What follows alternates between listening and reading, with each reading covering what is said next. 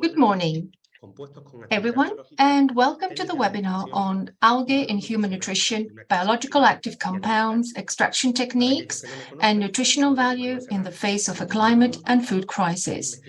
For those who don't know me, I'm Manuel Serrano, researcher at the Spanish Bank of Algae of the ULPGC. This webinar is organized by the Spanish Bank of Algae of the University of Las Palmas de Gran Canaria, and it's in collaboration with the Promotion Agency for Gran Canaria, within the framework of the Interreg MAC REBECA-CCT, ALIZIO, and the Strategic Agenda for Research and Innovation 2021-2030 of the Pan-European Platform MIRI, which includes the Strategic Area for Research and Innovation for Research and Innovation in the fields of health and food, agri-food, the environment, and energy. Before we start, I would like to remind you of a few important technical issues. Please keep your microphones and camera turned off during the seminar unless it is your turn to speak, in order to avoid any background noise. We kindly ask speakers to connect using their headphones. On the toolbar at the bottom of your screen, we have a chat which should only be used to report any problem or error which may arise in the session's audio or video. For the Q&A session, which will take place at the end of the presentations, you can write your questions in the Q&A section. Only questions included in this section will be answered, and we thus kindly ask you not to include your questions in the chat. Please note that this event is being recorded. Therefore, we kindly ask those of you who do not wish to be recorded to please keep your cameras and microphones turned off during the entire session. I would like to thank the interveners participating in this seminar. Without further ado, we shall give the floor to a third speaker, Elena Ibáñez-Ezequiel, who is professor, a senior researcher in the Alimentomics Laboratory at the Institute of Food Science Research of the National Research Council. And today she is going to talk about a natural source of biological active compounds. The floor is over to you. First of all, thank you very much. Hello, everybody, and thank you, Manuel, for your presentation. For me, it's always a pleasure collaborating with the Spanish Bank of Algae. We've already worked together for many years, and a lot of work, and it's always a pleasure working together. So starting this seminar is a pleasure for me. I'm going to share my screen.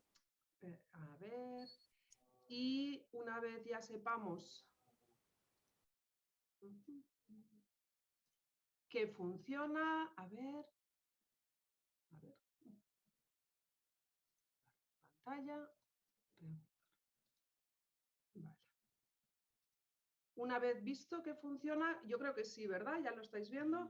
Entonces voy a iniciar. ¿Sí? Perfecto, sí.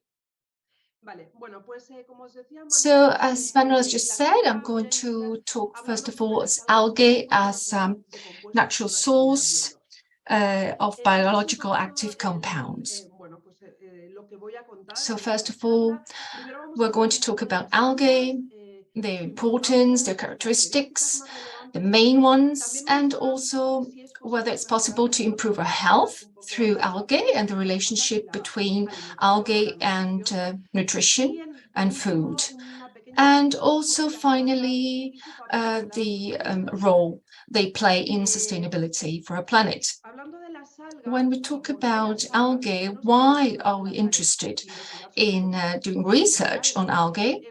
Well, we have to say that we are not really original. There's nothing new about it because human beings have used algae for food for many, many centuries. One of the references, it could be China, where already 2700 BC, they were used as food as well as in Greece, and the Romans.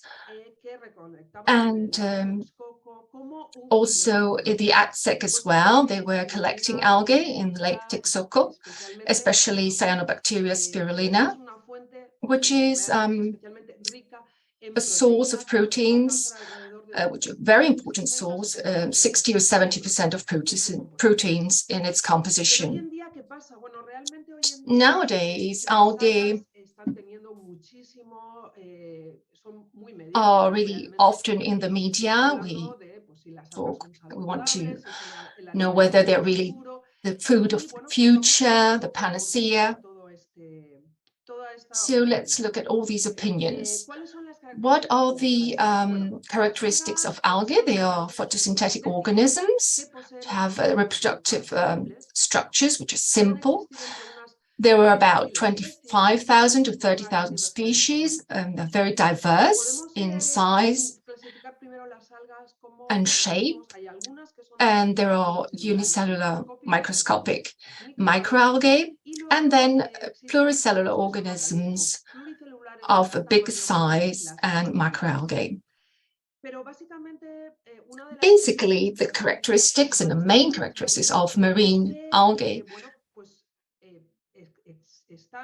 is that they are often subject to extreme conditions during their growth, and in their growth medium, there are changes in salinity, different temperatures, water temperatures, and predators.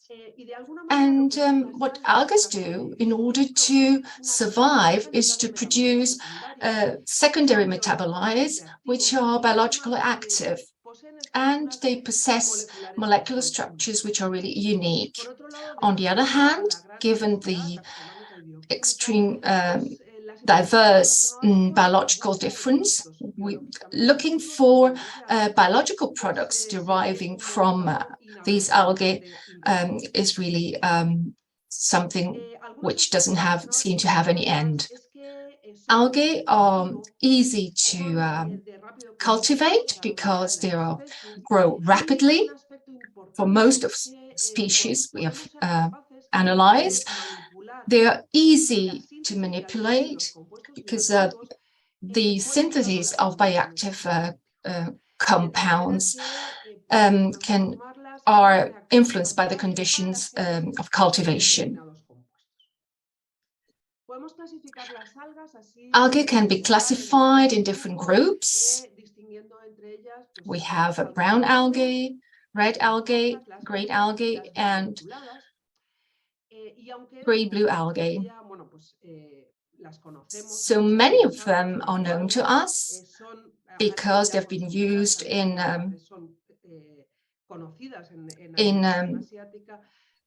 Asian nutrition, in particular, and food. In the Western world, their use has been more limited, but they're becoming always more and more interesting as a source of biological compounds and future applications. Now, some information on brown algae. Why are they brown? Because they contain pigments, xanthophylls, which is like fucoxanthin.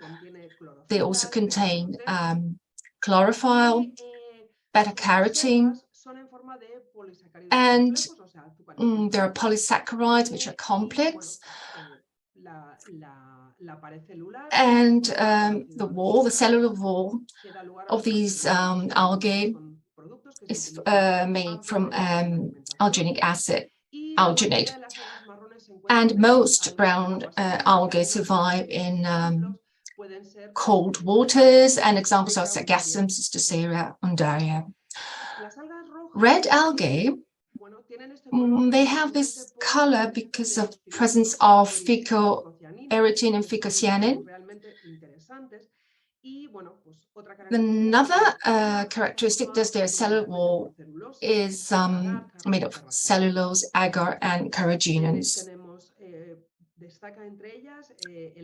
The coralline alga has calcium carbonate on the surface of its cells and is used especially in bone substitution, bone marrow operations.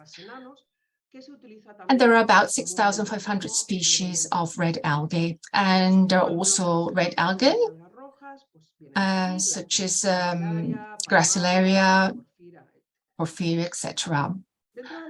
Among the green algae, we have, for example, ulva, caulerpa, and many of them are marine, and both in freshwater and seawater. Some are also on land. They grow on land, on trees and rocks. Among green-blue algae, they're also called cyanobacteria. We include spirulina. We don't know exactly whether they're bacteria or algae. Normally they used algae. They are known as algae because they use photosynthesis. And also they have filaments, which are not bacterian. Another element which is interesting, for instance, the phycocyanin give way to pigments and other compounds. Concerning the nutritional aspects, they're not well known, but they're estimated from the chemical composition and also the biochemical composition. The nutritional aspects are not well known, and the composition changes according to species, habitat, the intensity, light intensity, water temperature, all the environmental aspects for the cultivation of algae really influence somehow its chemical and biochemical composition. So in general, we can say that algae are rich in polysaccharides, in fiber, alginates, and they have vitamins, minerals, they're a source of proteins, low content in lipids, but there is presence of fatty acids, omega-3, and also rich in polyphenols. Among micronutrients, I would like to underline the presence of polyphenols, such as these. We can see here structures of this polymer, which come from this monomer. These are fluorotenins. So what are the biological activities of these compounds? We have seen that they have an impact on the detoxification of heavy metals. They have an antibacterial effect. They also, there is prevention effect on vascular risks, and also protect food against oxidative degradation, and also fight against free radicals. And other elements we have been working on, and Victor is going to talk to you a bit more about it in the next presentation. Scientifically, we have worked on carotenoids, which are in, for instance, in algae as beta-carotene, lutein, biloxanthin, which are present according to the algae we're talking about. Some biological activities, fundamentally, they have antioxidant effects. There are also some evidence of anti-cancerogenous effects. For instance, zeaxanthin may have effects against macular degeneration. And also, in general, carotenoids have a beneficial effect on chemoprevention cancer. Now, we're going to talk about how we can improve health using algae. Our concept of health is today is the idea of keeping homeostasis in the organisms and promoting thus health. There is a relationship we have found between food and health, becoming more and more evident. So between ingredients we're consuming and the benefits on our health. These ingredients we're using, which we are adding to food we're consuming, it has been demonstrated that there is bioactivity, so an important effect on health. And all this has been proved through experiments. We have seen different activities such as antioxidant, antibacterial, probiotic, antiproliferative. These are all the bioactivities which we have been subject to experiments. And in this order, we have carried out in vitro experiments, so we can select those algae which are most interesting to further research. And if all this can prove the effect on health, so we look at different health aspects and health effects. I'm going to talk now about different compounds which have been obtained from algae, such as polyunsaturated fatty acids, this omega-3. There are different beneficial effects on health, as we can see here. And once we've seen and studied the action mechanism, the FDA has given its authorization and recognized these benefits. And it has also been demonstrated that it can improve the efficacy of treatments against cancer. There are also polysaccharides, which are part of fiber. They also improve bowel movements. And polysaccharides derived from algae have demonstrated that there are activities such as immunomodulators, such as beta-glucans, galactans sulfates, and fucoidants as well, with different activities such as antiviral and antioxidant. And this has been proved in vitro, through in vitro experiments, such as also on sargassum. Experiments have shown significant bioactive activities. Carotenoids in general have provitamin A activity, and the most active is beta-carotene, with its antioxidant activity being the most studied. And also there are activities for the prevention of different diseases, cardiovascular, and also against macular degeneration. How can we obtain these bioactive compounds from algae? we have seen that there are a few compounds which can be interesting, such as polyunsaturated fatty acids, proteins, carbohydrates, carotenoids, polyphenols.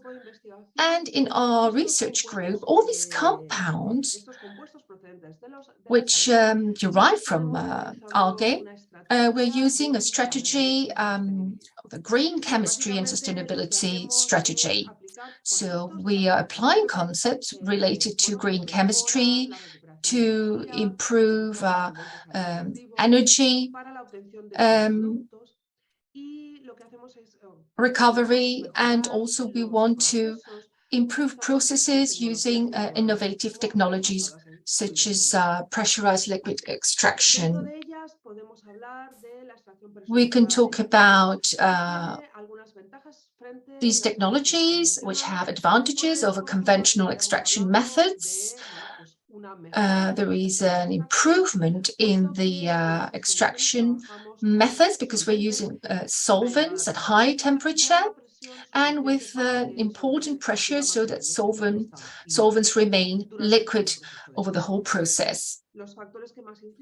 The main factors influencing this extraction system is solvent composition and temperature, which increase the ability to solubilize analytes and also decreases the viscosity of the solvent. Then we also have gas-expanded liquids,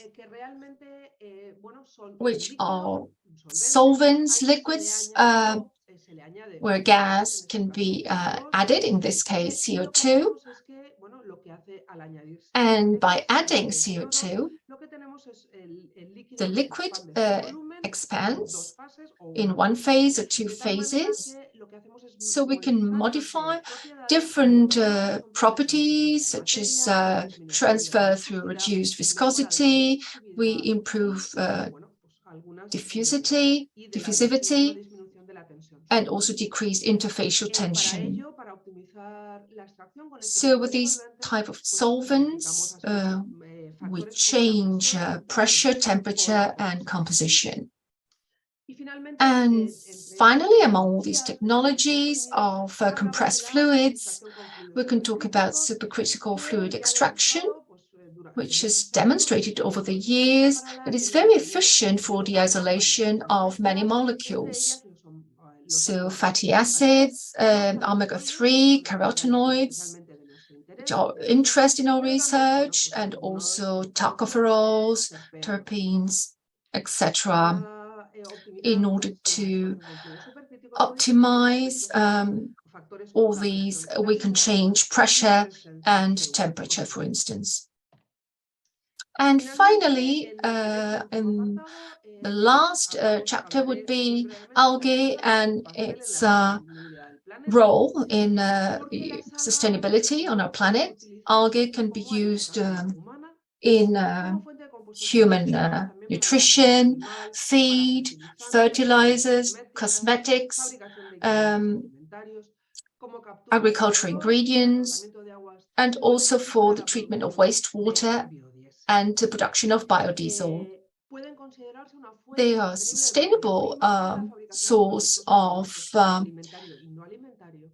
for the production of food, products used in food and non-food. They use residues from nutrients and CO2. They are very productive, and its biomass is rich in proteins and carbohydrates, lipids, and other compounds of high value added. So they also live in they're adapted to very extreme climate situations. In our last recent research, we have promoted the concept of biorefinery from algae using biomass and using different processes in order to obtain different products. And all this under the umbrella of this concept called sustainability, and there are also studies on the life cycle, on concerning economic impact and social impact as well. So all these processes using gas-expanded liquids, we've used a medium-high pressure in which we can modify the polarity of the components compounds we're going to extract, and modifying the CO2 present in our solvent. So starting from a determined biomass, we can obtain different compounds which can be of interest. And this is what we did in this particular instance, and published it on Green Chemistry journal, and was based on a European project, MIRA. And we applied a biorefinery on Isocrasis galbana, and we obtained an extract with different compounds, and we obtained different products in order to make the best use of the biomass available. And finally, we can say that algae can be considered as an interesting nutritional profile for diets. Its regular consumption is also interesting and could be included in our diets. They are useful as functional food, but they're not the panacea or miracle food. And of course, there are also some particular aspects which should be taken care of and be aware of, in particular certain toxic ingredients. I would like to thank the research team which is working on this subject, and now don't know whether there are any questions now. Otherwise, I give the floor to Victor so that he can say a little bit more about the work we are carrying out in the lab. Thank you very much, Elena, for your valuable input and about all the biological active compounds from algae. And I think the participants will have questions, but we shall leave them for the end. So please do not hesitate to write your questions in the Q&A section. The next speaker is Victor Amador Luna. He's a predoctoral student. He's in the part of the Alimentomica group, Foodonomica, of the Institute of Food Science Research. And the title of his presentation is The Valorization of Algal Biomass Using Supercritical Fluid Extraction Processes. I would like to thank the organizing committee for inviting me and for giving me this opportunity of explaining the practical side of this work, compared with what we've seen previously, which was much more theoretical concerning the valorization of our algal biomass, in this case the microalgae Dunaliella salina, by means of the extraction process using supercritical fluids to carry out the extraction, mainly of the apolar compounds present in this microalga. As I have already been introduced, I will directly explain how this study has been approached, following the basic guidelines of any research. I will start with an introduction to the project and some background information related to the overall theoretical context of this work. Then I will present the objectives we set ourselves for this study, the methodology used, and finally the results, as well as certain new projects that have arisen from the results we have obtained, and some lines that have opened up following this study for which there are no results so far.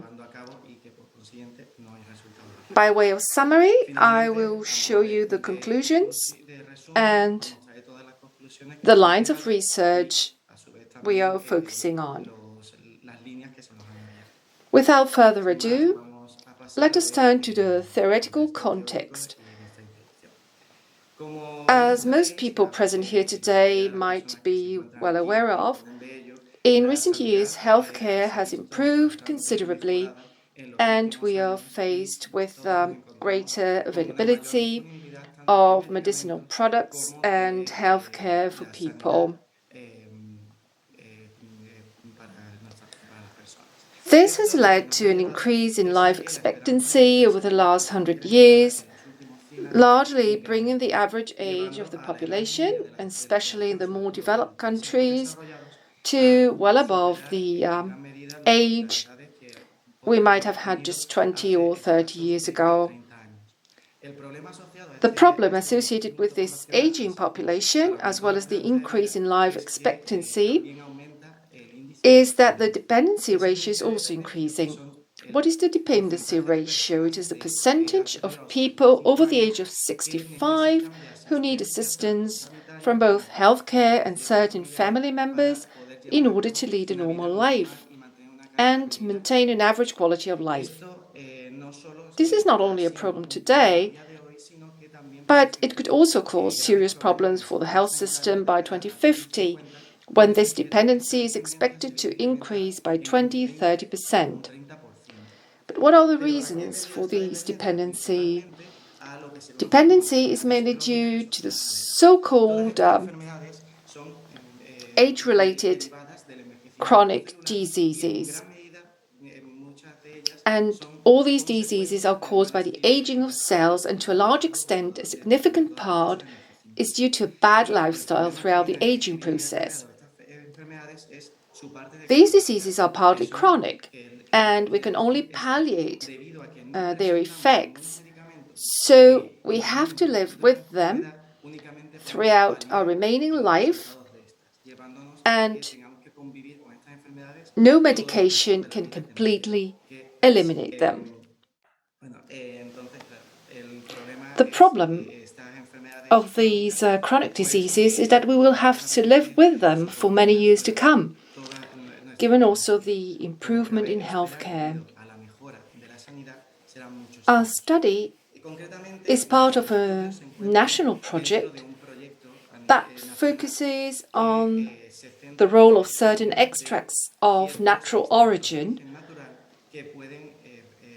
in slowing down the symptoms of Alzheimer's disease and dementia, which are chronic diseases associated with aging and the degeneration of the cells in our brain.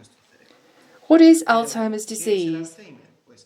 It is a set of symptoms that lead to the loss of certain motor skills and knowledge retention, leading to the loss of, in extreme cases, speech, the ability to move, and to be able to pick up external stimuli in a natural way.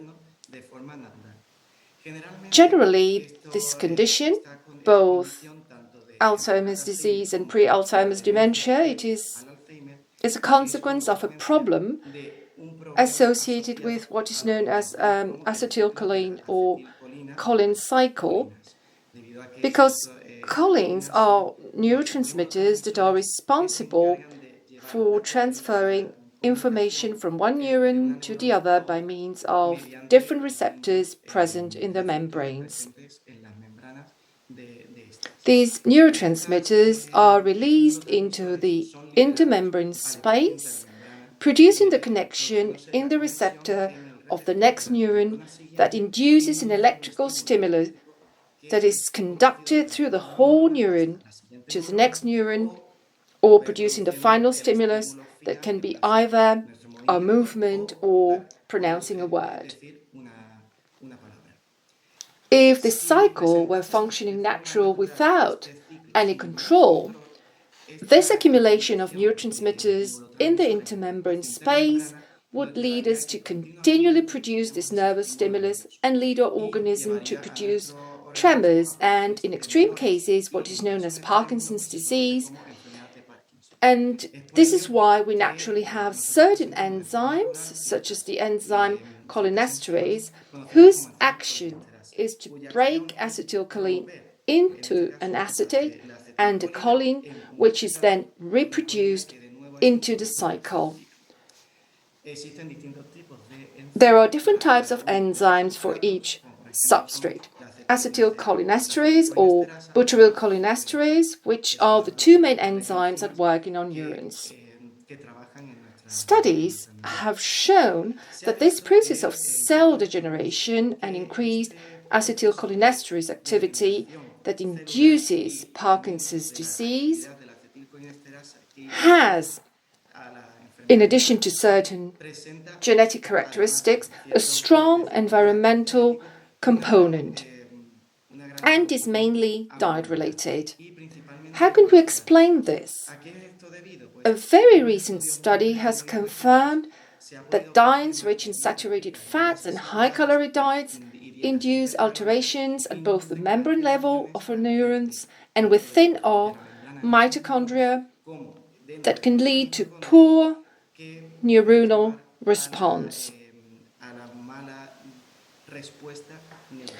It has also been confirmed that certain natural extracts such as papaya, coconut and ginkgo biloba extracts contain certain bioactive compounds that Elena mentioned earlier, which may have certain neuroprotective effects, inhibiting both the action of these enzymes and acting against other aspects related to Alzheimer's disease.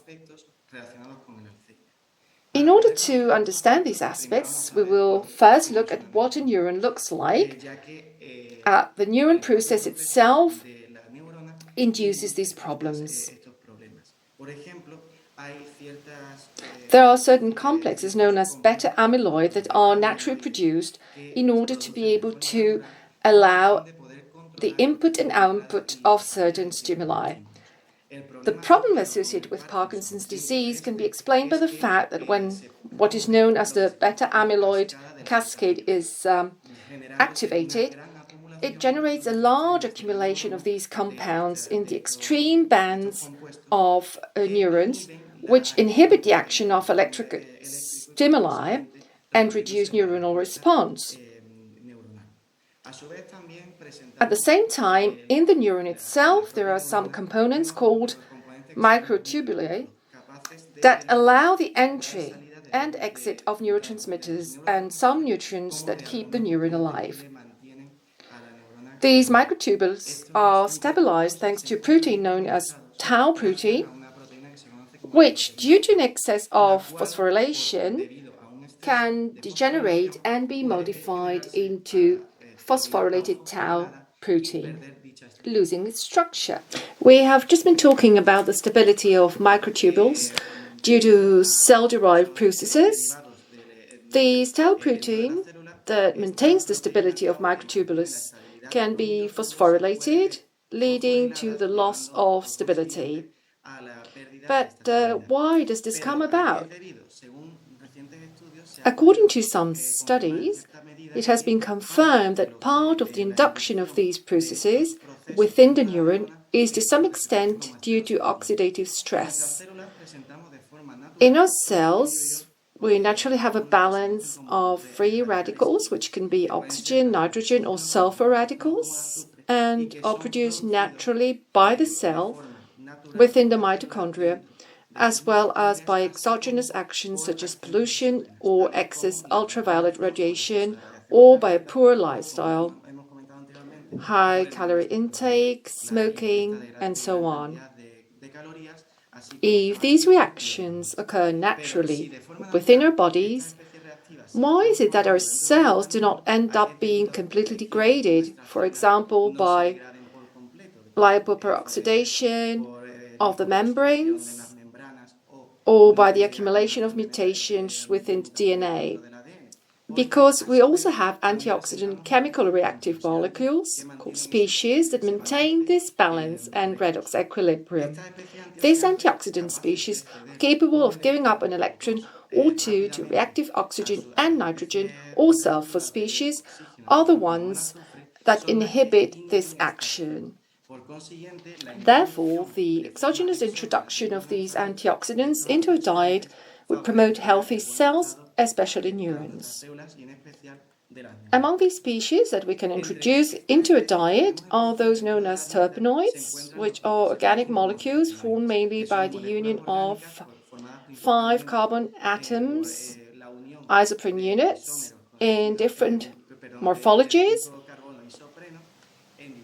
that have a high nutraceutical capacity. Nutraceuticals are substances of natural origin, mainly extracted from plants, where they are present in high amounts and which, according to several scientific studies, have several health benefits. Terpenoids have a great anti-inflammatory, antibiotic, and antioxidant capacity, and according to recent studies carried out by this research group, they also have a great neuroprotective capacity, inhibiting the action of these enzymes, which are highly excited in Alzheimer's disease. Among all these molecules, there are different groups: monoterpenes, sesquiterpenes, diterpenes, tetra and polyterpenes. In our diet, we can naturally assimilate up to the tetraterpenes, which are the carotenoids and xanthophyls discussed by Elena. These are of great interest because they occur naturally in practically all fruit and a large number of microalgae, and are also pigments produced by these living beings as a defense against different stimuli such as ultraviolet light, high temperature, oxidative stress induced by the environment, and excess salinity. As in the case of the microalga Dunaliella salina, which we have used for this study. Dunaliella salina is a halophilic microalga growing in lakes with high salinity and has been widely studied, mainly for its antioxidant capacity, as well as for the presence of a high concentration of cis and trans beta-carotene isomers.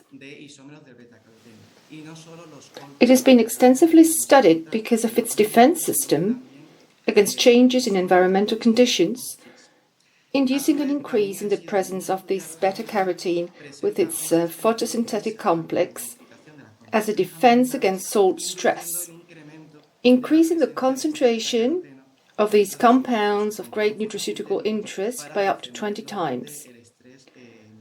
This is why we have used Dunaliella for the next study, in which we set ourselves the objective of finding out what happens when we carry out ultra-high pressure supercritical fluid extraction with pressures above 650 bar. As a secondary objective, apart from calculating the extraction in two different pressure situations, at the optimum and in the new ultra-high pressure condition, which in our case was the maximum that our extraction system would allow. We also used the different plots of Dunaliella to see if what we observed in this pressure increase was similar to other conditions of the microalgae. We also wanted to study and compare the profile of all the terpenoids extracted, as well as other compounds of interest due to their antioxidant and neuroprotective capacity. And our ultimate goal was to see and compare the bioactivities of these different extracts. In order to do this, first of all, we carried out the extraction, which was done using supercritical fluids, in which the only solvent, in the absence of any other co-solvent that favored the reaction of polar compounds, was CO2. The CO2 was introduced into the sedimentation cell that could reach up to 2 liters, and the condition that were set were temperature, time, and CO2 flow.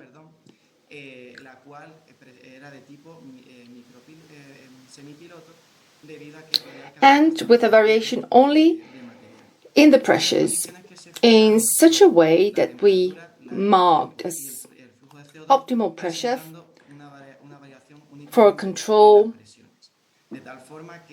the conditions that, according to previous studies, showed the highest extraction capacity, that is 400 bar, and reach ultra-high pressure conditions using pressure of 900 bar, more or less 50, because at these pressures the variation during extraction was very high. We used two plots of Dunaliella salina that we obtained from the same cultures, but only modifying the percentage of total carotenoids, one being 1% and the other 2% of total carotenoids in dry weight. These four extracts were first evaluated spectrophotometrically for total polyphenols and total carotenoids. Then they were injected into a gas chromatograph combined with mass spectrometry to obtain the profile of volatile terpenoids, and finally by using liquid chromatography combined with mass spectrometry we also determined the profile of carotenoids.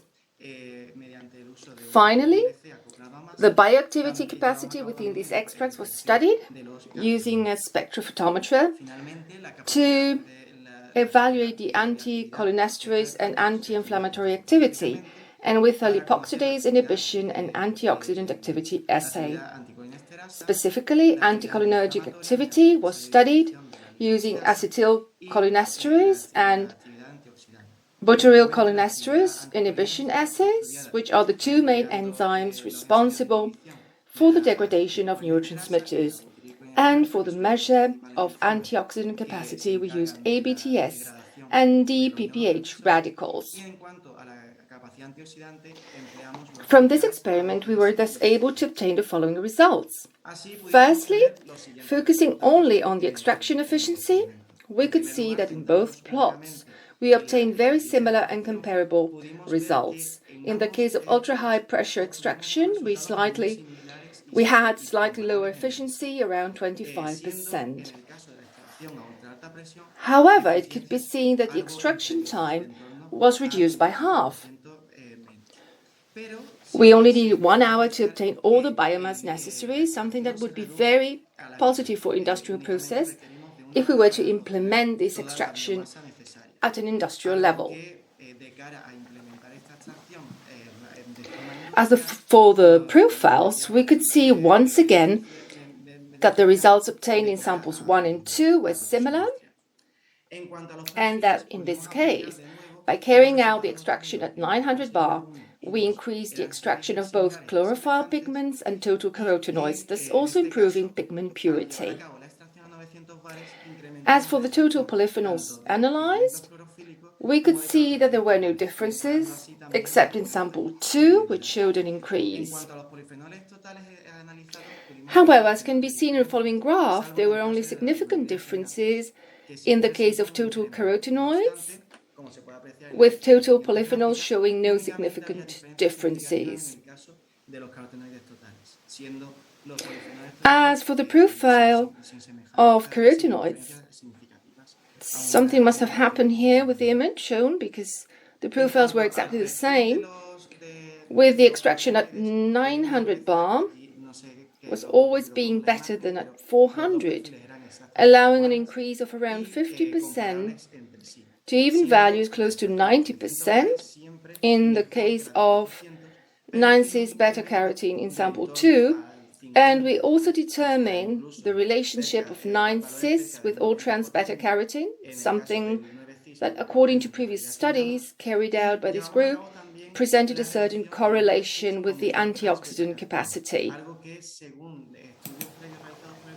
We could see that we did indeed have roughly a 50% increase which led us to believe that their antioxidant capacity would also be increased. As for the profile of the volatile terpenoids, they were similar and comparable, and with an increase of 50 to over 95%, as in the case of neophytidine, which has increased its concentration twice. It is quite striking because thanks to this increase in the concentration of all terpenoids, we are carrying out a purification of the extract, allowing this extract to have a higher concentration of bioactive compounds. In this study, one of the peaks could not be identified due to its low concentration, and therefore we had to make new injections at higher concentrations, despite the saturation in the 2,6-methylcloxanol or beta-ionol, in order to characterize this peak and find out why there was a significant difference in the increase compared to these two plots, as no significant differences were observed for the peaks.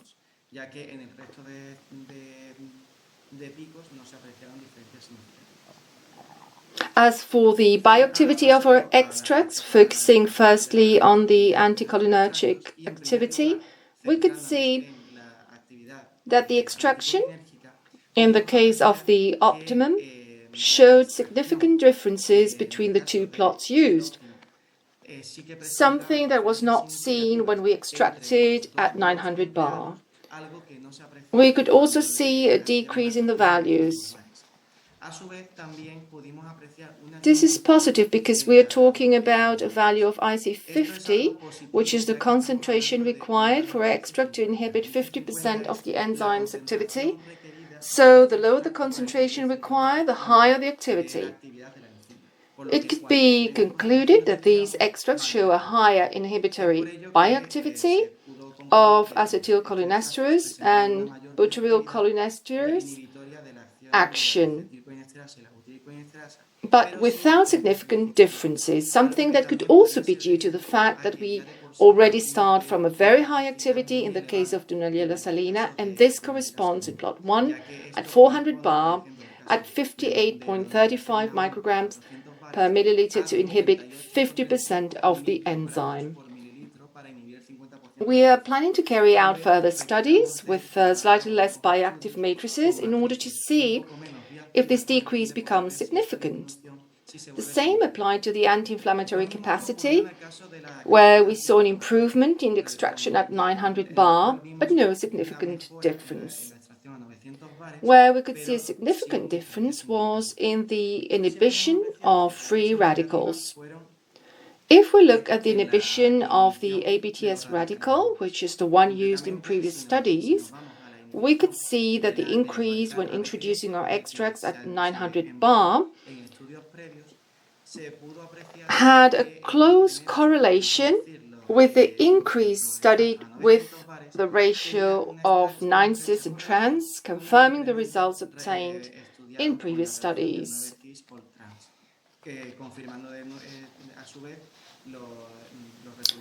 Thus, with these results, we are currently completing the study of polyphenols in order to determine the reasons for this non-significant difference in the extraction of polyphenols in Dunaliella salina 2 at 900 bar, and to carry out a classification of the fatty acids present in our extracts, as there are studies that show that the presence of a high content of omega-3 fatty acids favors the fluidity of neuronal membranes, allowing better conditions and neuronal quality. Due to these results of antioxidant activity concerning free radicals, we also want to carry out assays on the inhibition of oxygen and nitrogen reactive species. Future studies that have arisen from these results include implementing this ultra-high pressure to other matrices that may have greater complexity, as well as optimizing extraction studies within this ultra-high pressure zone, as this is the first time in the world that extractions are carried out at a pressure of more than 650 bar. We also want to use these purified extracts in encapsulation studies in order to favor terpenoid encapsulation without being limited by other compounds which may be present in the extract. Finally, I will now summarize the conclusions we have reached. First of all, the ultra-high pressure extraction of Dunaliella salina in supercritical fluid extraction shows a 28% reduction in extraction efficiency. However, the extraction time was also reduced by 50% and the concentration of total carotenoids measured spectrophotometrically increased by 8%. With regard to the carotenoid and terpenoid profiles, an increase of between 50 and 90% of all the compounds characterized was observed, which is not linked to what we obtained spectrophotometrically, possibly due to the fact that these compounds can generate certain problems when it comes to the colorimetric study due to color saturation. However, in both cases, we were able to confirm that these extracts were purified by increasing the concentration of our compounds of interest. In terms of bioactivity, we saw that in all cases there was a significant improvement except for antioxidant action, which showed significant differences and a close correlation with the cis-all-trans ratio of beta-carotene, leading to an increase in assays related to antioxidant activity. Finally, ultra-high pressure extraction allowed us to obtain purified extracts between terpenoids, thus increasing the presence of the compounds in the extract despite the loss in efficiency. With this first study carried out at pressures above 650 bar, we are studying a new bioactivity optimum at ultra-high pressure. I will end my presentation here, and I'm quite happy to answer any questions. Thank you very much. Thank you very much, Victor, for explaining your work to us, and congratulations for these essays above 650 bar. From a personal point of view, I must say that I'm fascinated by supercritical fluid extraction, and it is also related to activities that I'm going to carry out at the Spanish Bank of Algae. We should talk more about it later, because within this ALIZIO project we have acquired an SFE extractor. Thank you very much again, Victor, and to our public, any questions you may have, you can write them down in the Q&A section. We're going to now give the floor to Cristina Ruano Rodriguez, who is medical doctor and professor of nutrition and public health at the University of Las Palmas de Gran Canaria, and she's also a science communicator on nutrition and dietetics on various radio and television programs. She's going to talk about this subject: can algae contribute to reduce the impact of climate change, taking into account the current dietary pattern? So I'm very happy to be here. Thank you very much. I'm going to talk about the current dietary pattern and also the current impact of algae on climate change. I'm going to share now my screen. Sí, a ver. Sí se ve, ¿verdad? Creo que Víctor tiene que dejar de compartir, ¿eh? Porque si no, es que no la vemos. Sigo viendo la de Víctor. Sí, yo también. Sí, un momento, estoy aquí intentando luchar, pero no. Arriba del todo, ¿sabes? Te tiene que aparecer. Vale, compartir. Ya. Vale, gracias. Ahí, vale. Gracias, Víctor. Nada. Ok, entonces pues, ¿están viendo la mía? Sí.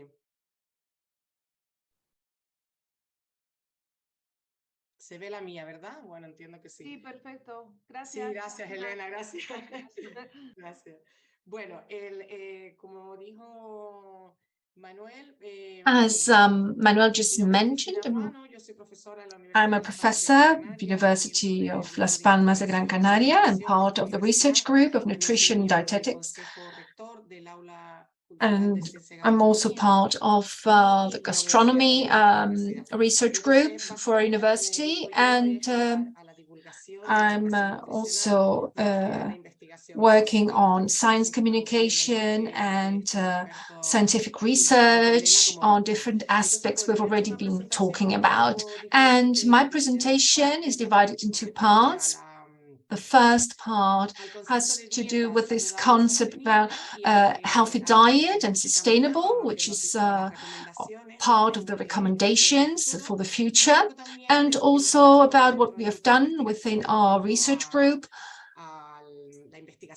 which research with microalgae within the MAC program. So our food and our diet should be nutritionally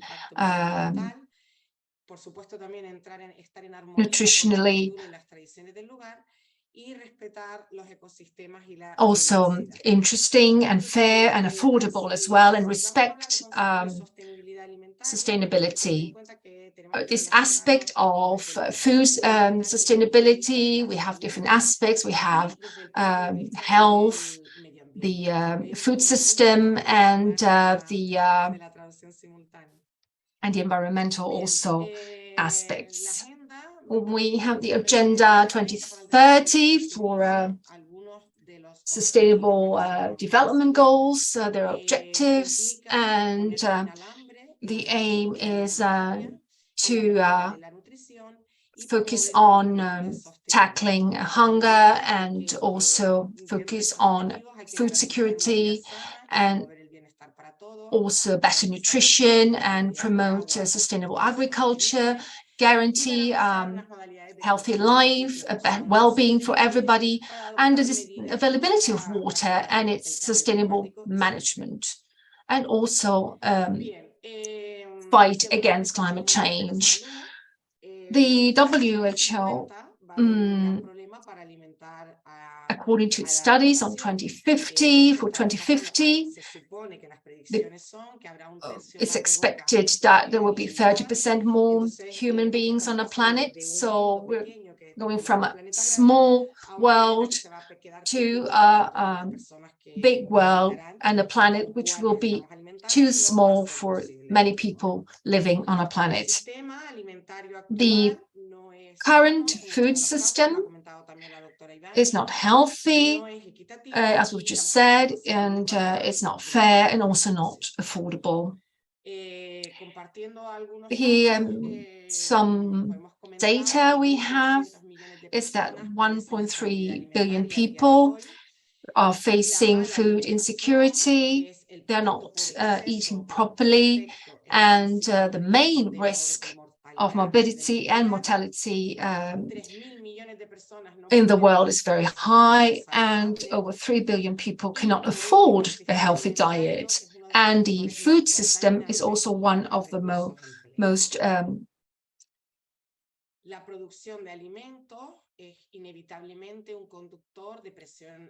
problematic. And the food production is also has to do, focuses on environmental pressures as well. So all these changes and all the situation has to do with changes we have to carry out in our diet, also for benefits on our health, and also so that they may play an important role in the resources of our planet.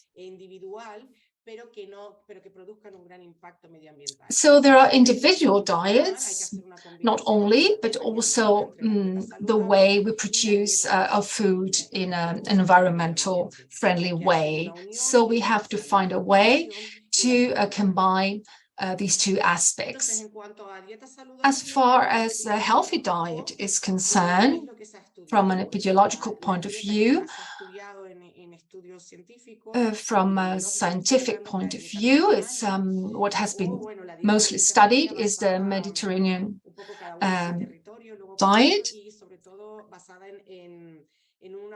which is based on an increase in the intake of vegetarian food based on vegetables. So it has to do with also as a protective effect on cardiovascular illnesses and diabetes and metabolic syndrome and obesity, cancer, and also mentally related illnesses.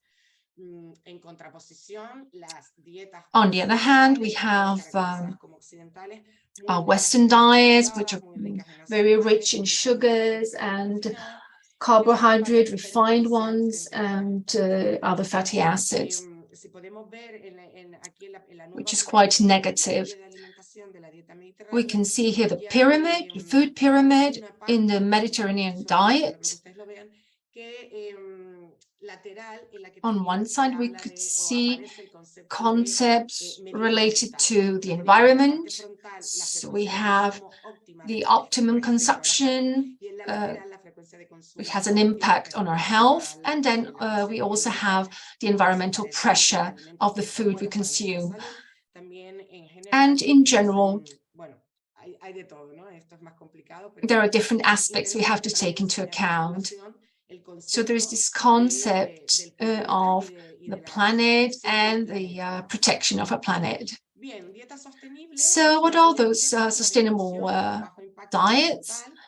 They have a low environmental impact. They contribute to food safety and also our nutrition. And in studies, and this one in particular, 2020, carried out by Fresan and other researchers, has shown that foods which contribute mostly to sustainability, which have a higher pressure on our environment, is the consumption of red meat, of processed meat, of dairy products, and fish. So these four types of food have a large impact on our environment. Especially processed meat are not beneficial for our health. Fish, we have omega-3 we've been talking about, and there are also aspects, negative aspects of dairy products.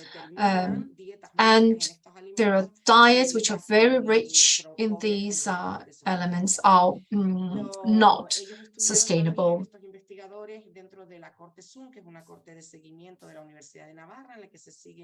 This is a study carried out by the Sun group in Navarra, in Spain. And there are types of foods which have a higher impact on the environment: is processed food, processed meat, and dairy products and eggs as well. So all these food is gives us different elements for the good functioning of our body. We have different models here according to the greenhouse gas emissions. Here there is a comparison in the Netherlands, and diets. We're comparing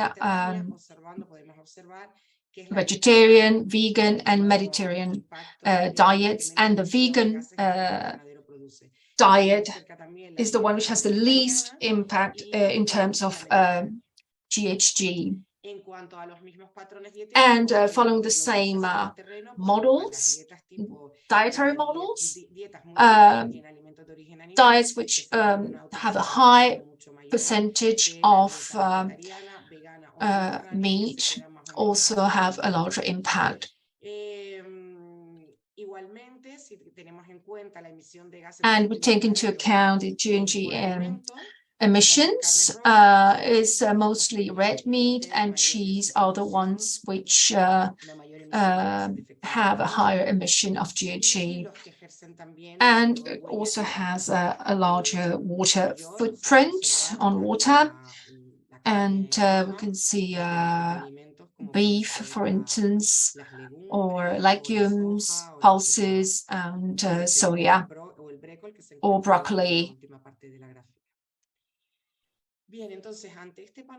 So given all this background, the recommendations would be to have a diet with more vegetables and less meat.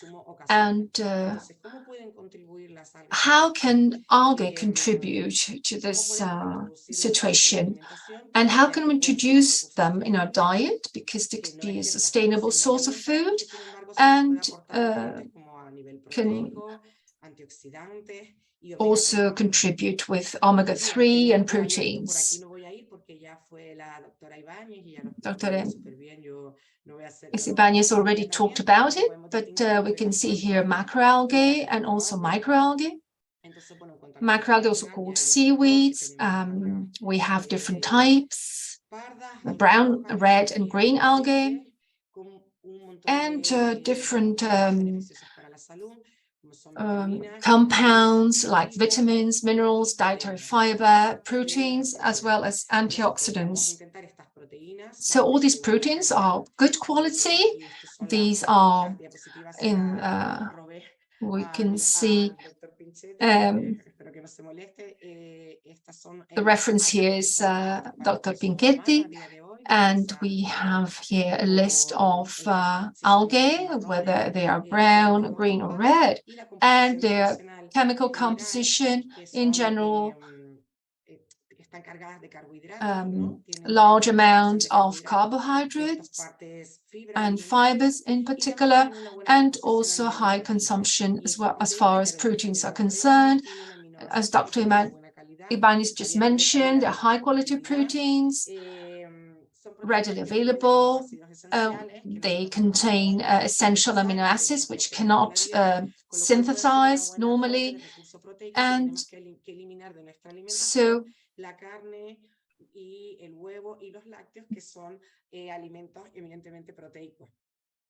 this would allow us to eliminate meat, eggs, etc. from our diet and dairy products. We should also look at the availability of this protein, because there are not many studies from a nutritional point of view, not many experiments, clinical experiments, which can really confirm that we can substitute one type of food by another, and that algae could introduce and make this a change in protein intake. Above all, we use algae as thickening, gelling, emulsifying, and stabilizing agents. They have especially this thickening and also gelling, also especially in Western diet. I would like to say that fiber is mainly soluble, so it can help us to regulate the level of cholesterol in our blood. And also it's a source of food for microbiota, and our research, which has been carried out, has shown that bacteria are essential for health.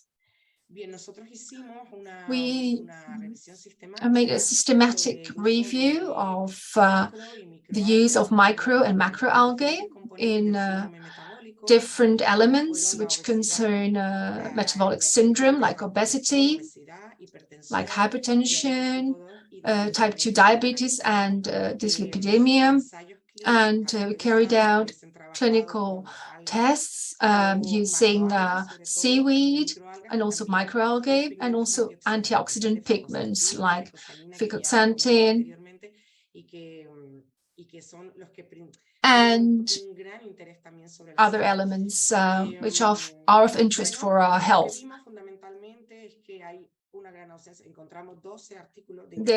We found 12 papers within the MAC study. We have seen there are not many clinical tests which have been carried out to for these beneficial effects. And concerning microalgae,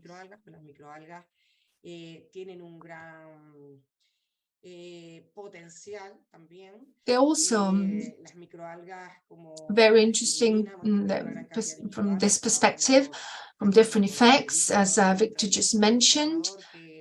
They're working on Donariella salina, though there are many possibilities for the future concerning their beneficial effects on health. But the problem is that many of them are not catalogued for human consumption. So there is a whole procedure, this novel food procedure, which is very costly and complicated. Legislation, and this potential can be, however, developed in the future. And chlorella and spirulina have already demonstrated to be very beneficial for our health, particularly for the antioxidant pigments. We also carried out a study, a systematic review on Arthrospira, which is known commercially as spirulina, which is a microalga which has been mostly commercialized, which is being used nowadays. And this study was published in the Journal of Applied Phycology. And we also only made a revision of a randomized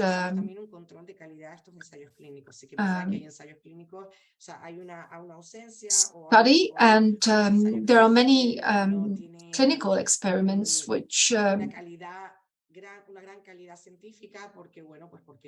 don't have which are scientifically, from a scientific perspective, are not that valuable, unfortunately, because they have with some problems in their realization.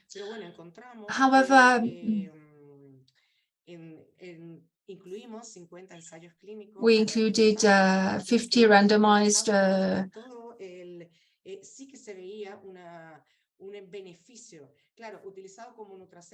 so they were used as nutraceutical, not as food. And we wanted to see its antioxidant role and effect.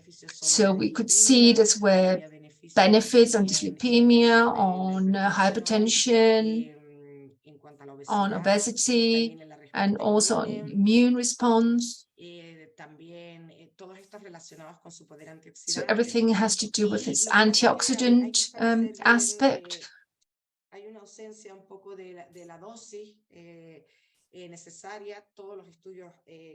So all these studies which Dr. Ibanez was talking about, minimum is 3 grams per day, which should be the normal intake to obtain any benefit.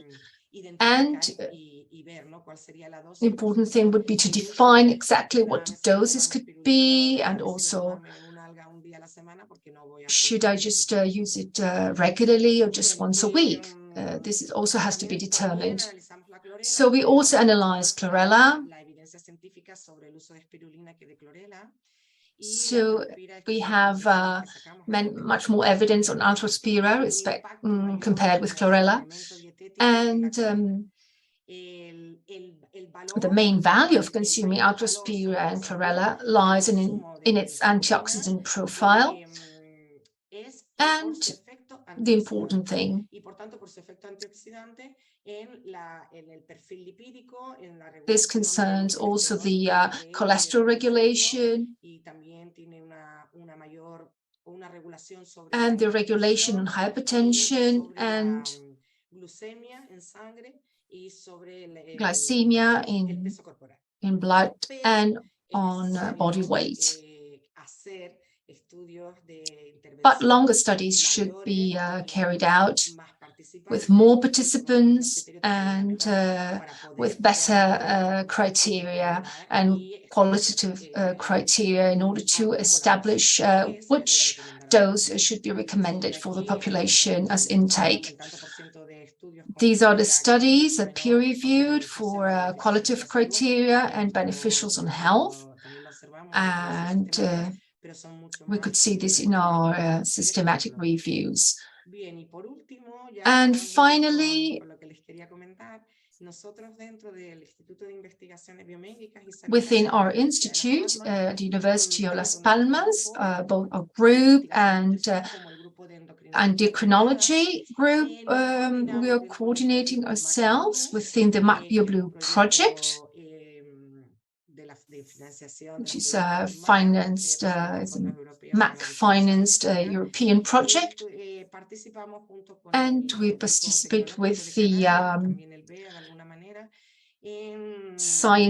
Canarian Technological Institute of Canary Islands and Spanish Bank of Algae, and we're trying to see if we can obtain new products from the biotechnology of the Macaronesian region. So how they could be used as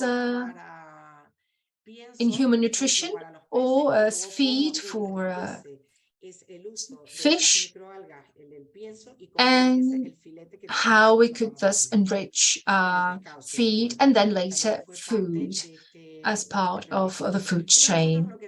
And we, in our research, we carried out with mice on Donayella salina and Tetraselmis.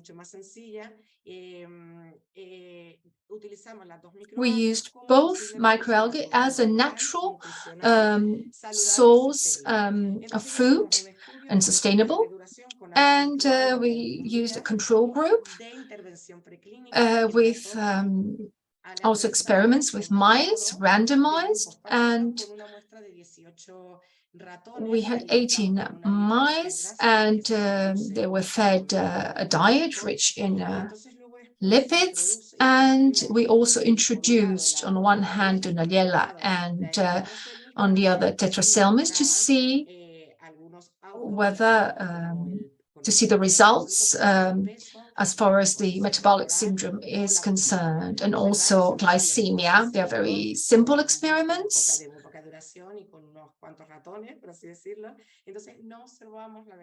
And we couldn't see any significant effect from this intervention, not even on body composition nor weight. And in both groups, control group and intervention group,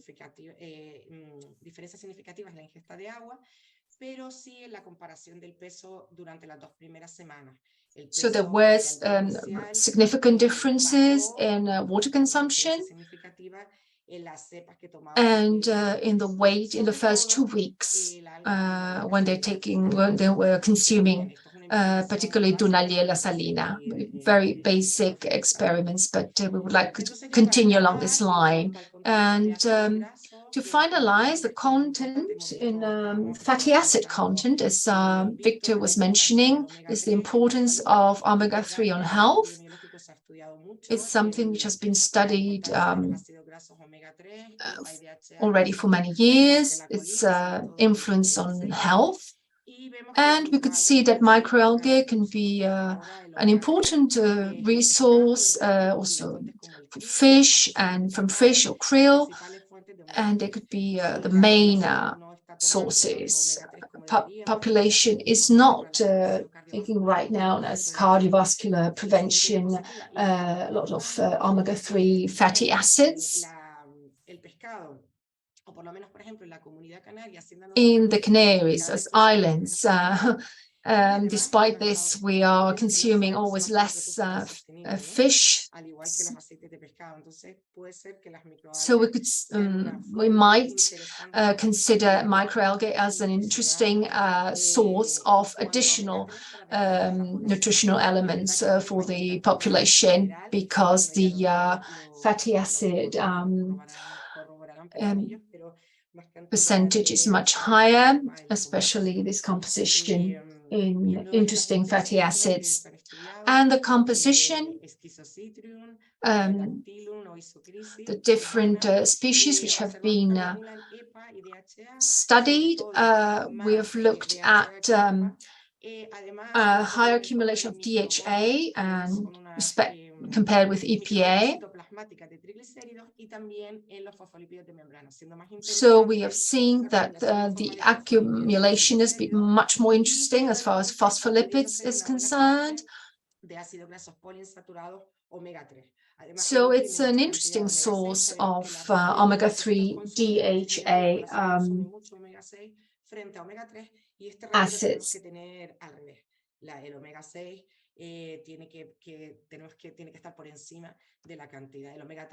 Omega-3 should be in bigger quantities compared with omega-6 in our diets. Here we have another study, omega-3 fatty acids, EPA and DHA, whole health benefits throughout life. Very interesting as far as the cognitive function in fetus and the immune system, also cardiovascular effects on inflammation and on different aspects of our health. And also as far as prevention is concerned in weight control and cognitive function and Alzheimer. These are some examples of companies which are using microalgae, such as phytoplankton marino. And also here at the ITC, there is a spin-off called Alga Alimento.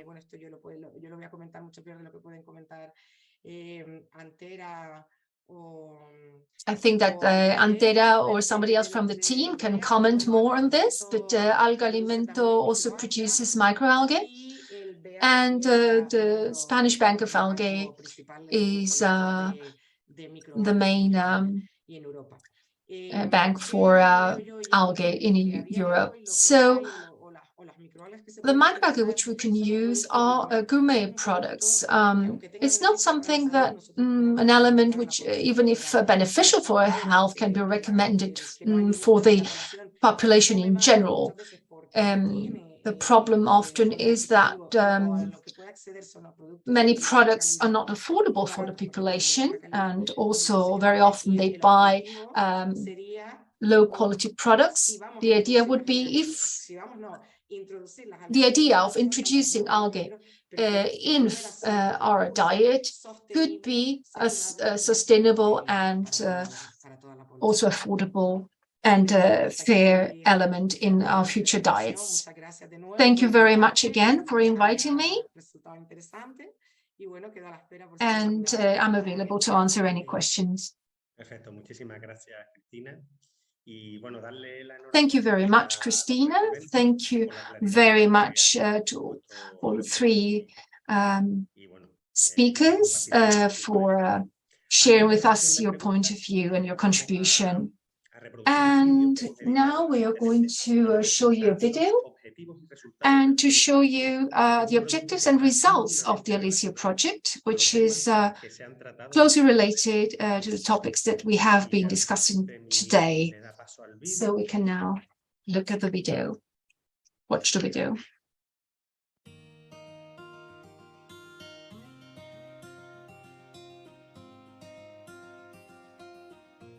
ALIZIO,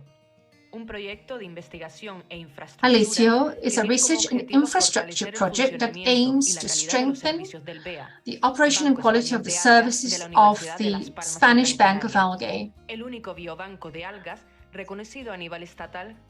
which is the only algae biobank recognized at national level that developed its R&D activity in the field of algae biotechnology.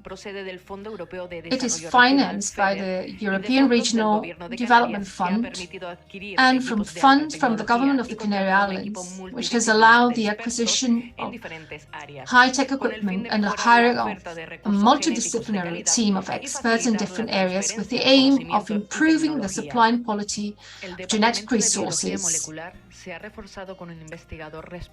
The molecular biology department has hired a researcher responsible for the extraction and purification of nucleic acids and proteins, as well as assays and analysis of biological samples. His experience in identification techniques allows us to implement improvements in the molecular unit and update the database for taxonomic, phytogenetic, genomics, and biotechnological purposes of the microalgae and cyanobacteria collection of the Spanish Bank of Algae. In the biotechnology unit, a doctor in biochemistry has been incorporated whose objective is setting up and implementing the equipment obtained through the project funds, such as rotary evaporator, which is used for the elimination of solvents in biological sample extracts. The ALIZIO project has provided us with a gas chromatograph used to determine the fatty acid profile of the cultivated strains, and a digestion apparatus for the determination of proteins from macroalgae, microalgae, and cyanobacteria from the BEA collection, providing us with valuable information on the nutritional quality of the species. Our biotechnology department has also been reinforced with the hiring of a chemical engineer that allows us to maximize production systems by implementing improvements in the experimental cultivation plan, processing the biomass, minimizing production costs, and the environmental impact of our activities. Another equipment acquired for the project is a freeze dryer, which is used for dehydration of biological samples while maintaining the quality of the biomass produced, as well as an extractor with supercritical fluids, which allows the preparation of eco-sustainable extracts and metabolites from biomass. In order to manage the project and transfer knowledge and results to entities working in the blue biotechnology sector, a project manager has been hired who is in charge of dynamizing and being the link with companies interested in using these results. This allows us to effectively and correctly develop the aforementioned objectives, create collaboration and transfer agreements, generate the first activities and projects to identify strengths and weaknesses in ideas, processes, and products. Thanks to the staff and equipment, which has been successfully and efficiently added to the already established workflow, the BEA has established itself as a reference in the European Initiative for Algae and favoring the diversification of the regional industry in order to improve the state of the local economy.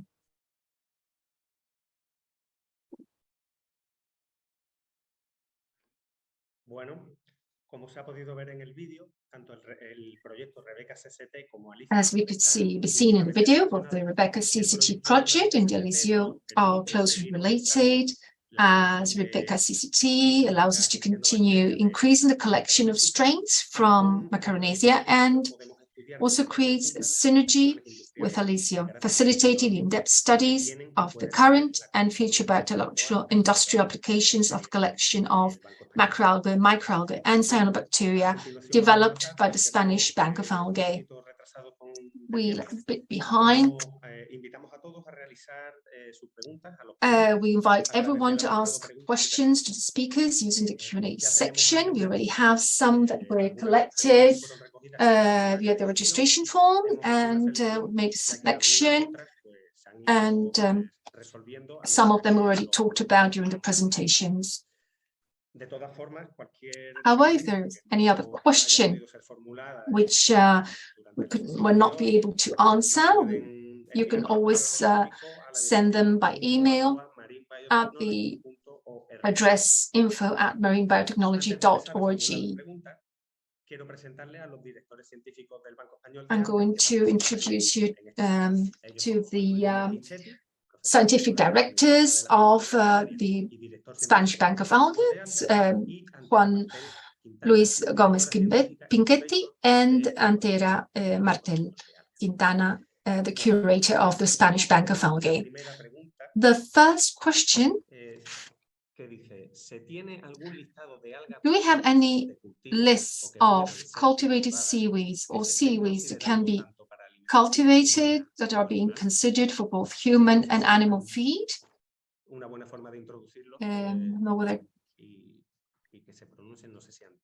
Don't know whether Antera or Juan Luis would like to answer this question. Don't know whether they're available. Thank you. Thank you very much. Thank everybody. Many ideas have been raised and many things to comment on. So this question currently, as far as the algae which can be used and in diets within the novel food regulations, they belong to the novel food catalog. And particularly in Europe, there are some species which are recognized and which are used from a traditional point of view in Europe. And concerning this, nowadays, more than 90% of the biomass deriving from algae in the world come from cultivation in open and closed systems, and others are also limited to industrial applications such as phycocolloids, etc. So most species in algae which are consumed nowadays derive from cultivated areas and under controlled conditions. And many of these species can also be used in feed. And there are new species which we have been characterizing, and for instance, Asparagopsis, for instance, this genera can be cultivated and also can be used in feed for different animals, cows in particular, and to reduce the production of the emission of GHG gases. And so there is a mitigation possibility in this sense. Thank you very much, Juan Luis. There is another question. The protein, phycocyanin, in spirulina has been found to have high antioxidant properties. What would be the good extraction method, probable extraction method for this? Could it be incorporated into the food sector? I don't know whether Elena or Victor could answer this question. Vale. Bueno, sí. Realmente in this case, we should try to preserve the original structure of the protein. We have studied the extraction of different proteins from spirulina, and we've done it with high pressure systems and using as water solvent and at low temperature, so that we can keep the structure of the protein, and we are favoring and the extraction using high pressure. But basically, we're extracting it using water. La siguiente pregunta: ¿podría llegar un futuro en el que pudiésemos cultivar algas en casa Could we in the future be able to grow algae at home for self-consumption? I can answer this question because when I started in biotechnology, I cultivated spirulina at home. I bought a methacrylate tube and all the technique necessary for this. So I tried myself, and for a family, then it should be maybe maybe the equipment should be adjusted. But there are ways to organize and develop these types of activities, I think. The same for other types of food. And now we go on to the next question. Is there any limitation in the consumption of algae for the excess of in any nutrient? And then there is another one in the chat. La otra dice, ¿será sostenible una alimentación basada en algas teniendo en cuenta que un consumo recurrente de ellas actualmente no es del todo saludable? Will the use of algae be sustainable, bearing in mind that the recurrent consumption of algae is currently not entirely healthy? Y luego hay otra pregunta. Then there was another one. Yo creo que es la segunda, ¿verdad? La de, sí, la de Paula Fajardo, que te da las gracias. Paula Fajardo wanted to thank you for the presentation, and I don't know whether you wanted to answer this question directly, Elena, or Cristina can also give her point of view. Pues yo creo que Cristina, yo creo que te toca Cristina. I can think that Cristina, as far as different diets are concerned and nutrition, you can answer this question. You're the expert, Elena, and also Victor, as far as the consumption. I think that algae can be really sustainable and healthy.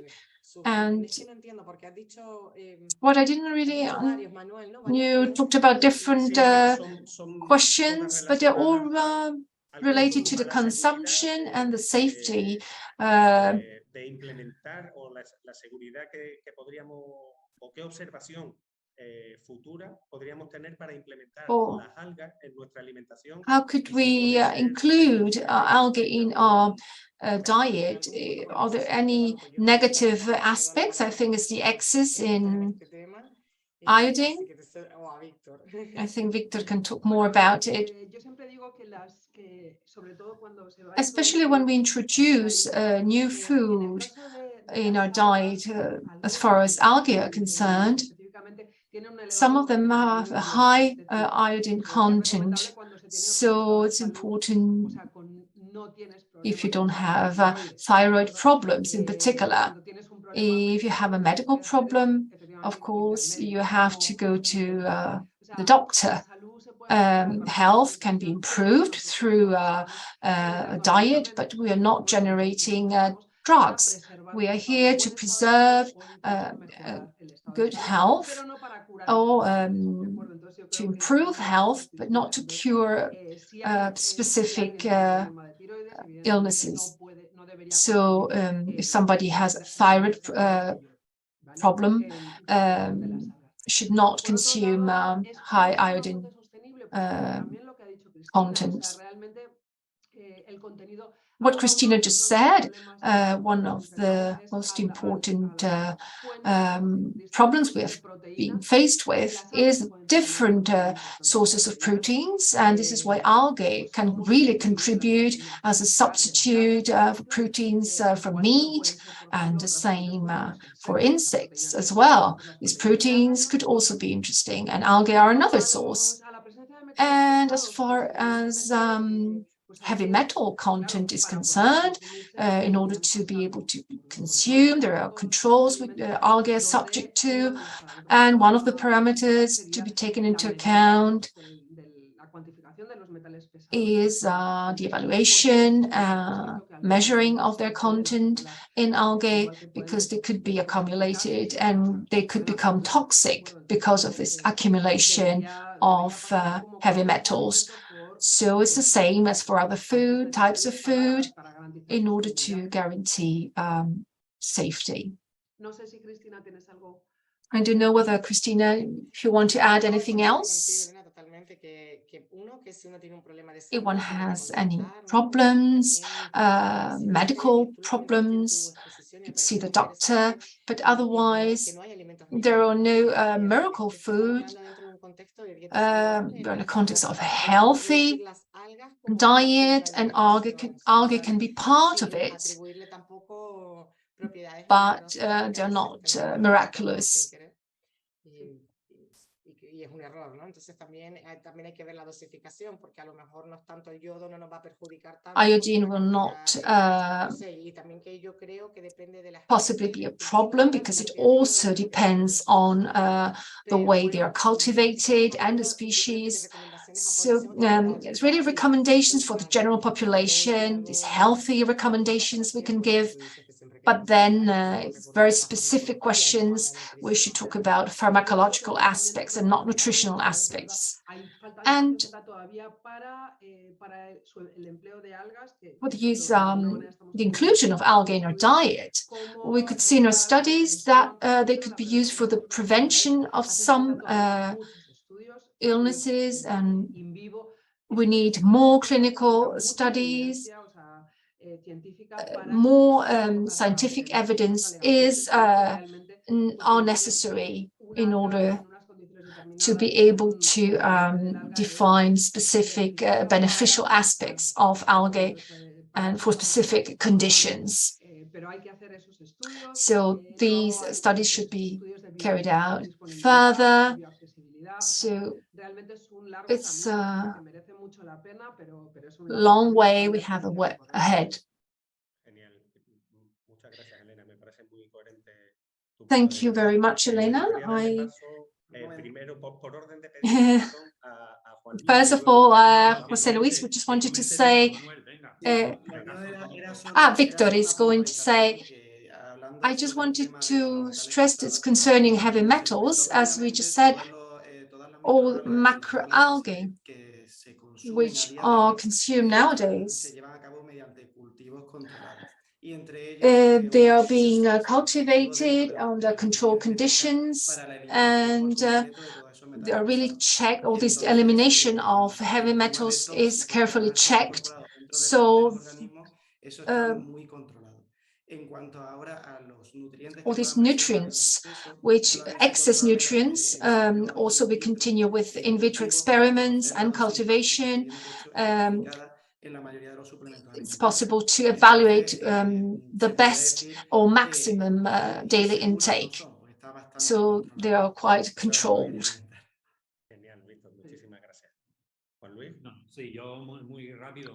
Very quickly, I just want to remind that iodine and heavy metals, not all algae and not all species, micro and macroalgae, are for human consumption. We cannot consume them all. We have, we're now studying those several which have to do with our diets, but the iodine is, this subject has more to do with brown algae. This negative publicity which has to do with kombu or wakame is excessive. So concerning heavy metals, not all algae can be consumed, and most of them which are being consumed today, they are grown in controlled conditions, to the cultivation medium, but also in the open sea, through aquaculture, and in hatcheries. All this is controlled, and we have regulations which has to be complied with. And for instance, in Japan or the United States, It's and as well as in Europe, there's a series of whole legislation on edible algae species.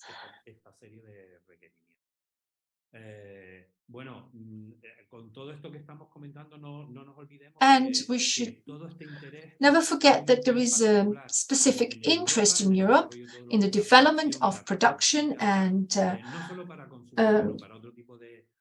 the applications derived from microalgae, and they follow a specific regulations. And also, we're developing standards for algae and algae-derived products,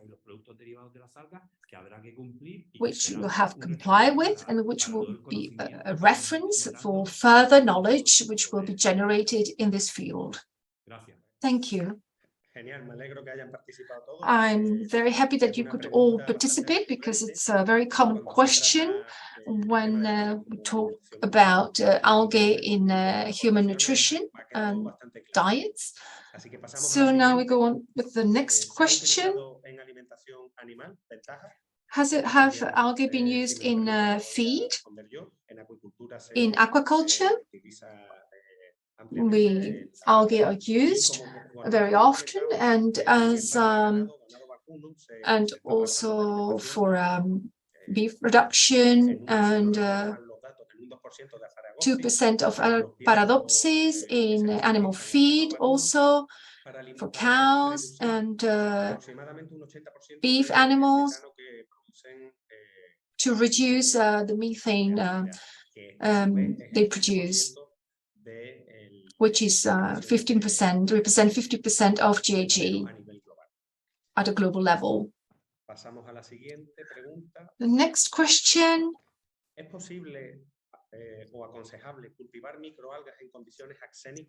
Is it possible to grow algae in axenic conditions in large bioreactors? I don't know whether Antero would like to answer this question.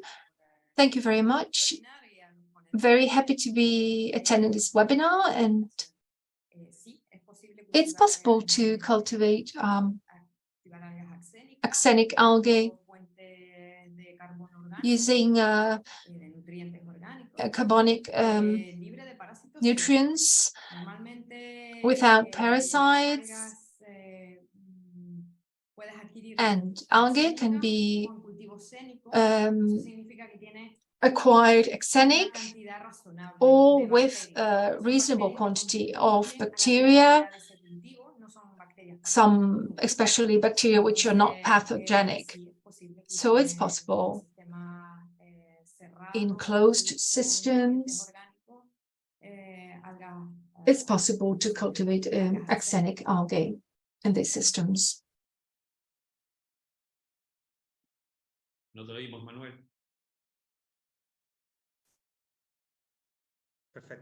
Thank you very much, Antero. There was another question. Will there be a certificate of attendance? If you ask for it, of course, could be sent to you. You can write to us at info@marinebiotechnology.org.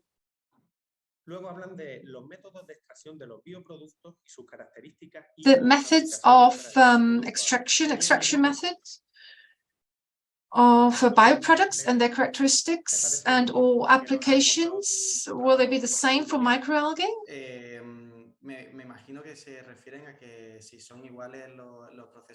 Are the extraction processes similar to other processes which are not related to algae? Is that the question?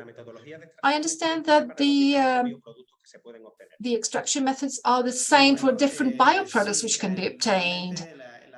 The extraction techniques depend on the process you're going to carry out. If you want to use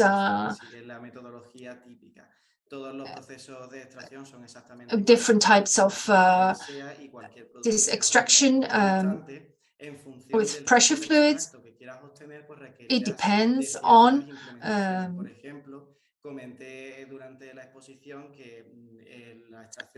The extraction we made in FSC only uses CO2. The extraction with supercritical fluids using CO2 has to do with apolar fluids, and so we should include probably a different solvent in other situations, such as methanol, ethanol, and we're also studying introduction of NAVIs, which are solvents, synthetic solvents, which also favor the increase, the extraction potential of these systems. So it depends a little bit on what you want to obtain. You will use either one or the other process in order to favor the obtention of certain compounds.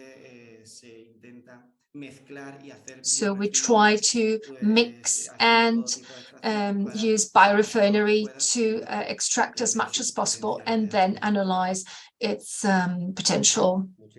Thank you very much, Victor. Another question. When is it estimated part of the population will include algae in their diet? I would like to answer this question, and I think that it can largely be due to the acceptance by the consumer and the how far the process can be economically viable, and also the let's say the democratic support for these activities, whether it can be state level, or if anybody else would like to add anything to this, please raise your hand. Elena would like to say something. I would like to talk about one aspect mentioned by Christina, which has to do with obtaining algae or cultivations which are accessible so that people can really affordable. So if it's too expensive, it cannot remain just a nutritional element and just for few people. It should also be interesting from an economic point of view. For instance, biorefinery is an important element, an aspect, so we could reduce the costs associated with the production of algae. So we could probably valorize products derived from algae, and so reduce the end price of algae. But until algae remain so expensive, it's difficult for them to be used in the wider population. Any other question? This question is quite interesting.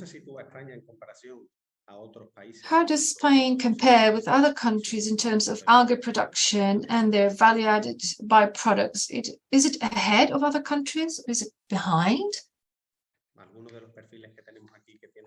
Anyone who would like to, Juan Luis can answer.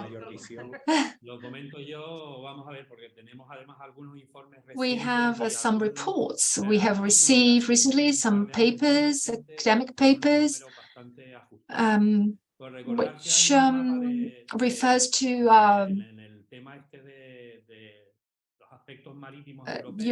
European maritime aspects at European level.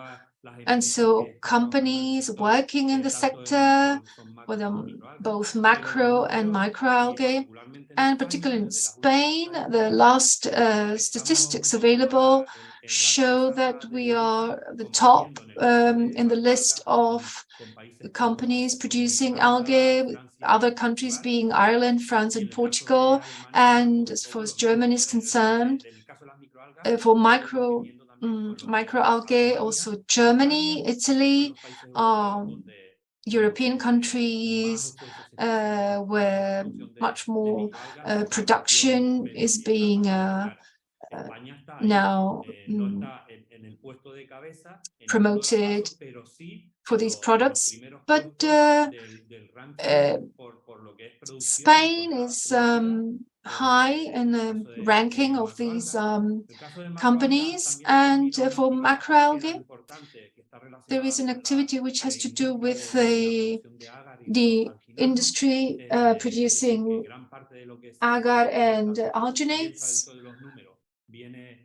So a lot has to do with this fisheries as well in the north of Spain, and we're really at the top in the European ranking as far as Spain as a country and algae is concerned. Thank you very much. Looking at different questions and the Q&A, there are many aspects to comment about. I think there was one which was for Victor from José Regidor, which has to do with its reference. I think he wanted to participate.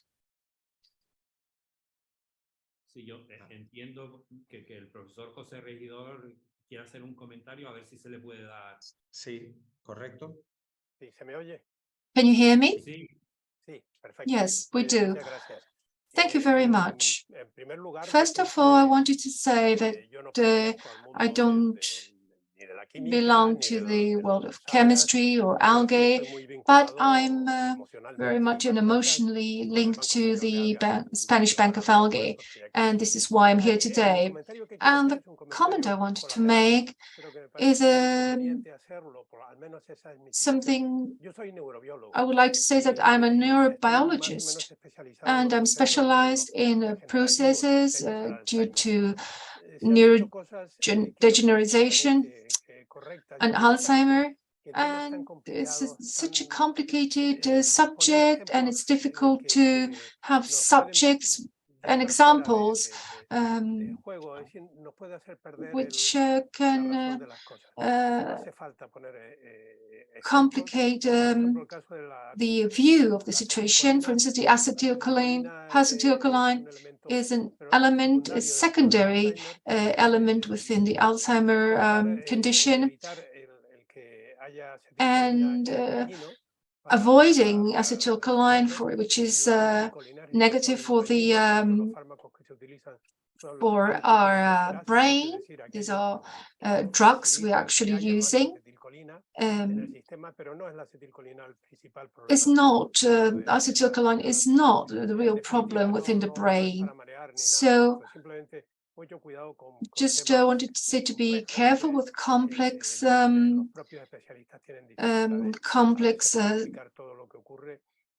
elements and aspects that even for us specialists is very difficult to determine. I wanted to say thank you for your comment. I think it's a very complex condition, Alzheimer, but I wanted to say that these are three particular activities, and beta amyloid and the other protein.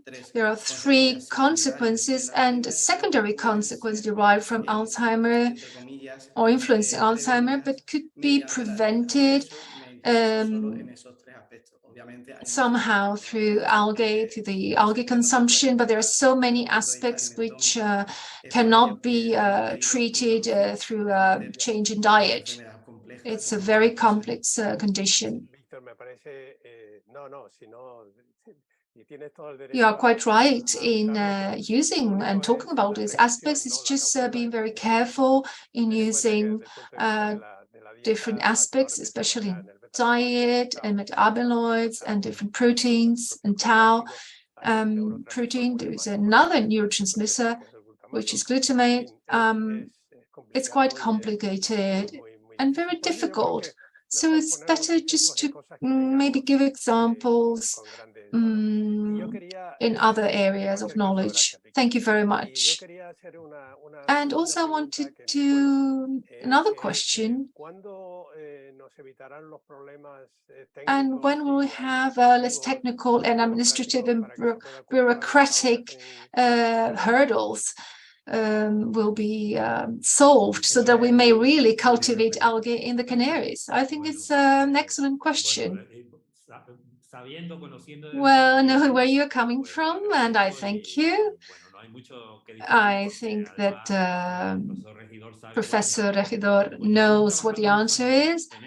We've been working on it for many, many years. How can we develop activities in the sector of chemistry and algae in the algae, because we have such a perfect and wonderful climate for this kind of cultivation. And we are working on a platform where we could detect bottlenecks, a whole series of bottlenecks which have to do with regulatory aspects. And it's a question of informing and working on how we could improve legislation which has to do with agriculture, especially animal agriculture, and we're working on them. And all this effort we are making, and over the few years, I think we have examples, very successful ones, and we hope that our different companies can really develop their activities through our research. Thank you very much.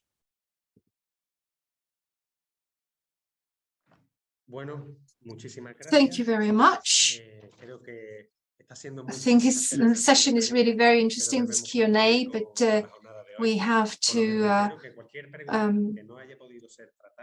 close the session today. And any question you may have, you can send to info@marinebiotechnology.org. And you can also find this address on the webpage, on the website of the Spanish Bank of Algae. Also, you will also receive, all participants will receive a recording of this session. And I would like to thank Elena, Victor, Cristina for their availability, presentations, and for answering all the questions set by the participants, by our team.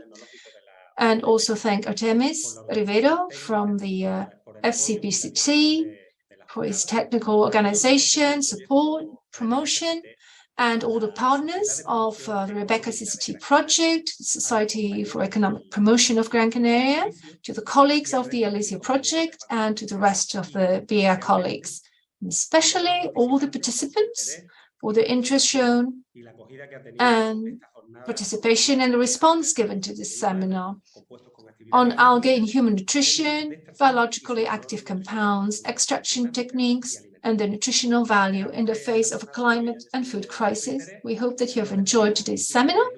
We shall say bye for now, and we will keep you posted through the FPCT website and our social networks about the next REBECA-CCT webinar. Thank you very much to you all.